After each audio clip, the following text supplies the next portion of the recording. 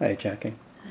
We met the other night at a reading, and we were talking about the face of homelessness, and Jackie reacted to that by saying, "Yeah, do I look like I'm homeless?"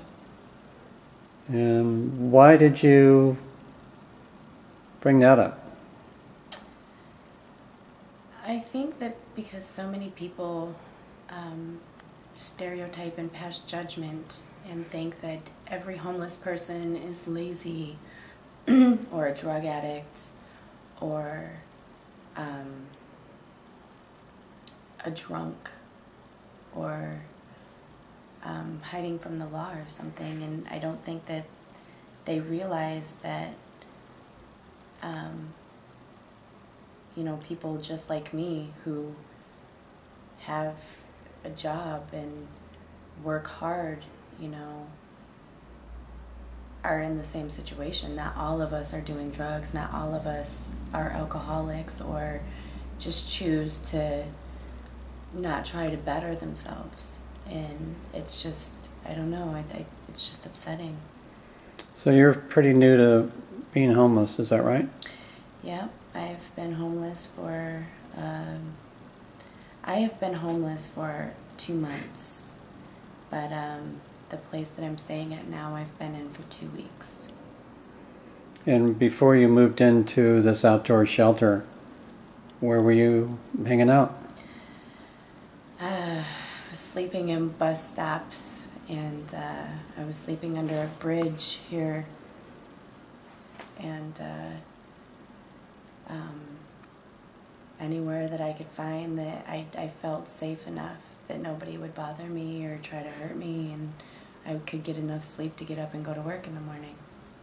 Did you feel safe while you were doing that? Oh, absolutely not. I mean, you never really truly get to go into that deep sleep, especially for me, myself. I mean, being a young woman and everything, someone sees me sleeping on the corner or something, I'm bound to get messed with. And it's a very scary, scary situation. It takes a lot of toll on your person, and makes you question yourself and doubt yourself. But you have to get out of that mind thinking and just do what you got to do every day. I'm not going to be like this forever, but right now I wasn't given a choice. I had a place and I was doing well, and unfortunately for me, my situation fell to where I was dating somebody, and one day they came home and just decided they didn't want to be in the relationship anymore when I thought everything was great. And I got off of work and all my stuff was sitting outside. And I wasn't on the lease, and that was it. I was just thrown out like old newspaper.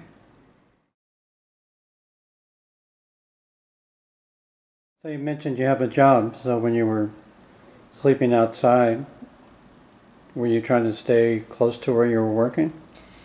That was my goal, just so that I was on time every day. Um, would go to a local restaurant or something and go in the bathroom and try to fix myself up as much as I could to look presentable enough to be at work so that I wasn't sent home.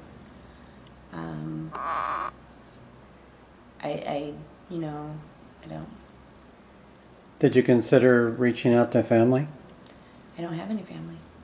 here or anywhere? I mean, everybody has family, but not here, no. I'm completely alone here.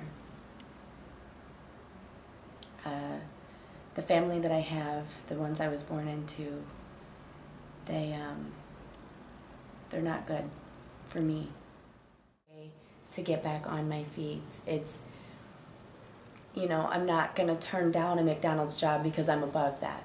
I'm above nothing right now, especially with the situation that I'm in at this time in my life.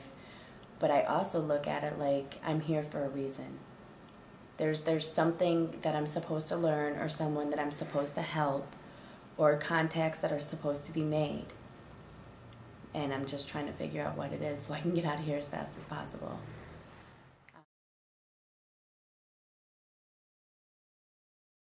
Half my check goes to child support, and it's like after that I have nothing. You know, I don't have enough for rent.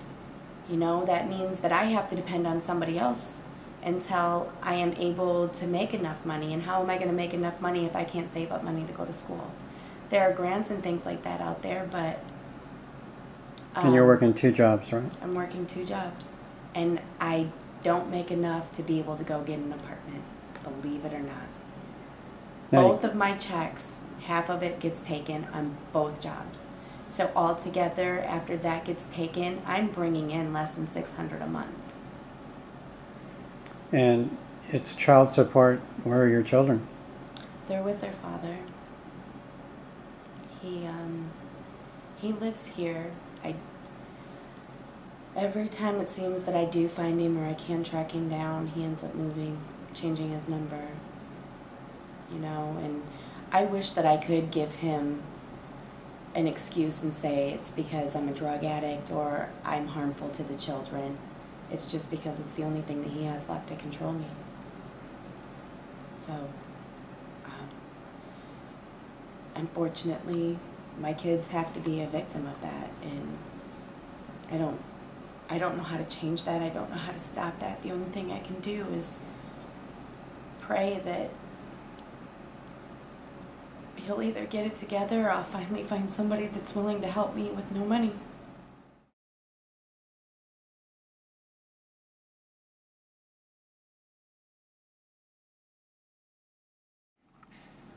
Jackie, you've told me a few things that are pretty big curveballs in your life, and you repeat that you're not going to give up and that you're hopeful.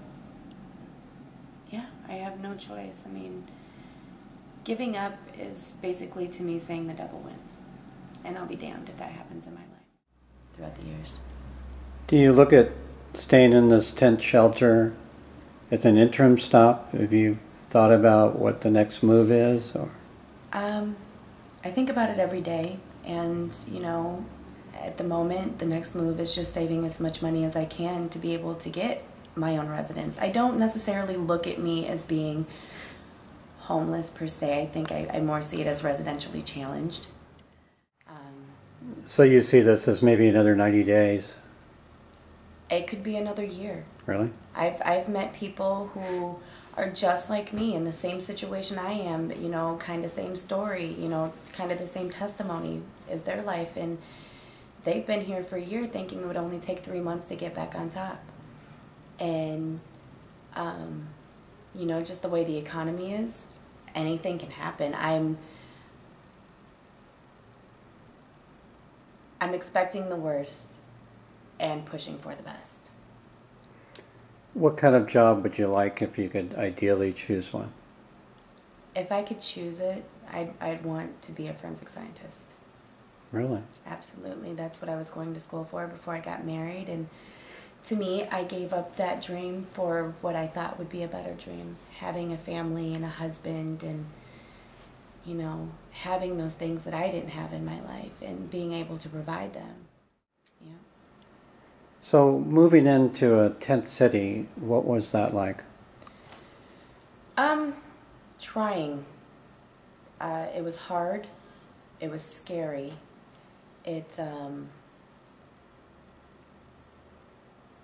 I was disappointed in myself because when I first moved in and I knew that I was coming here, I was very distraught, very upset, crying, and then in my head I was thinking, I don't belong here.